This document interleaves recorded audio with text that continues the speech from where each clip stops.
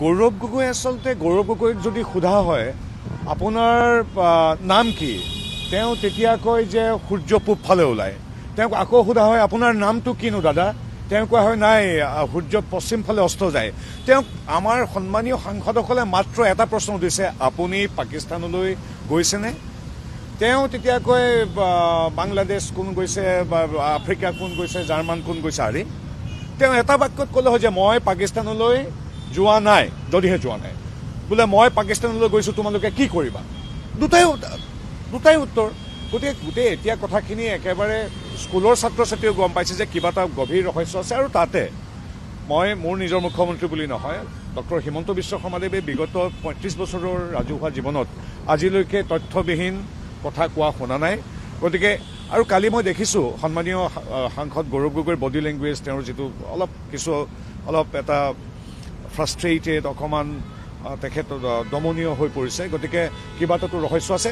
মই এগৰাকী সাধাৰণ নাগৰিক হিচাপে কৈছোঁ, ৰাজনীতিক বা সাংসদ মন্ত্ৰী নহয়। অসমবাসীয়ে সুধিছে যে মুখ্যমন্ত্ৰীয়ে অসমবাসী বা আমি সকলোৱে সুধিছোঁ, সাংবাদিকসকলে সুধিছে যে আপুনি পাকিস্তানলৈ গৈছেনে? উত্তৰটো দি দিলে হ'ল নাই যোৱা বা গৈছোঁ। তেওঁ কৈছে বাংলাদেশলৈ দেখোন আমুক যায়, ভূটানলৈ দেখোন আমুক যায়। আৰে যদি তেওঁ পাকিস্তানৰ লগত বাকী পৃথিৱীৰ 192-93খন ৰাষ্ট্ৰক একাকাৰ কৰি দিয়ে, মোৰ ক'বলগীয়া একো নাই।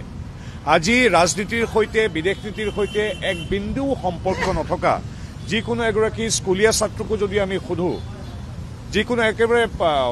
যিকোনো ব্যক্তিক যদি সোধোঁ, তেতিয়া সকলোৱে জানে যে পাকিস্তান কি, পাকিস্তান আৰু বাকী ৰাষ্ট্ৰসমূহ কি। গতিকে সকলোৱে এতিয়া লাহে লাহে কথাবিলাক গম পাইছে আৰু আমি 10 ছেপ্টেম্বৰ অপেক্ষাত। তেওঁ আকৌ এটা কৈছে যে 10 ছেপ্টেম্বৰলৈনো কিয় ৰ'ব লাগে। মুখ্যমন্ত্ৰীয়ে বাৰে বাৰে কৈ আছে যে যিকোনো এখন কাগজ যেতিয়া আমি সন্মানীয় সংবাদ মাধ্যম বা নিৰ্দিষ্ট যিকোনো মাধ্যমক আমি দিম, তেতিয়া প্ৰত্যায়িত হ'ব লাগে, wish should be verified, certified, আৰু সেইবিলাকৰ কাৰণে কিছু সময় লাগে। গতিকে এতিয়া সেইবিলাক হৈ অহাৰ পূৰ্বে যিহেতু মানুহজন নিজেই গৌৰৱ গগৈ, তেওঁ কৈ দিলে হৈ গ'ল যে হয় মই গৈছোঁ বা নাই যোৱা। আৰু মই বাৰে বাৰে কৈছোঁ কোন আৰু তেওঁৰ যিসকল সমৰ্থক তেওঁলোকে কৈছে পাকিস্তানলৈ নাযায় নেকি মানুহ, যায় পাকিস্তানলৈকে। 140 কোটি মানুহৰ মাত্ৰ 10-15 হাজাৰ যায়। কোনসকল যায়? মূলতঃ কিছু অনুমতি সাপেক্ষে, মূলতঃ কিছু ধৰ্মীয় তাত আমাৰ পীঠস্থান আছে শিখ ধৰ্মৰ, তালৈ পৰ্যটকসকল যায়, ধৰ্মীয় পৰ্যটক যায়।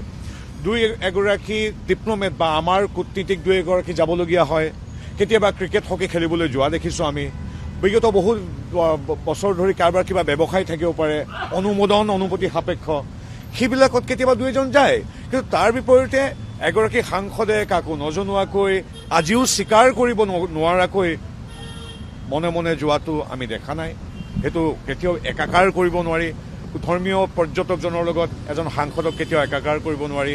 আৰু কোনোবা যায় এদিন বা দুদিনৰ কাৰণে, 15 দিন যদি গৈছে মুখ্যমন্ত্ৰী কোৱাৰ দৰে, মুখ্যমন্ত্ৰী এনেকুৱা নাই মই গৈছোঁ বুলি ক'ম। 15 দিন তেওঁ কিয় গৈছে তালৈ? 15 দিন কি কৰিব তাত?